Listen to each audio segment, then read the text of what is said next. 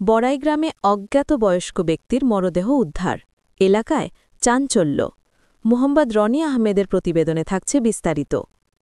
নাটোরের বড়াইগ্রাম উপজেলার কয়েন কবরস্থান সংলগ্ন এলাকা থেকে এক বয়স্ক ব্যক্তির মরদেহ উদ্ধার করেছে পুলিশ। শনিবার সকালে স্থানীয়দের খবরের ভিত্তিতে বড়াইগ্রাম থানা পুলিশ ঘটনাস্থল থেকে মরদেহটি উদ্ধার করে। স্থানীয় সূত্রে জানা যায়, সকালে এলাকাবাসী কবরস্থানের পাশে এক ব্যক্তিকে অচেতন অবস্থায় পড়ে থাকতে দেখে পুলিশে খবর দেয়। পরে পুলিশ এসে মরদেহটি উদ্ধার করে থানায় নিয়ে যায়। প্রাথমিকভাবে ধারণা করা হচ্ছে ব্যক্তি বৃদ্ধ এবং তার বয়স আনুমানিক ৬৫ থেকে ৭০ বছর। বড়াইগ্রাম থানার ভারপ্রাপ্ত কর্মকর্তা ওসি জানান, মরদেহটি শনাক্তের চেষ্টা চলছে।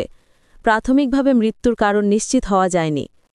ময়নাতদন্তের জন্য মরদেহ নাটোর আধুনিক সদর হাসপাতাল মর্গে পাঠানো হয়েছে। এই ঘটনায় এলাকায় চাঞ্চল্যের সৃষ্টি হয়েছে। স্থানীয়রা জানিয়ে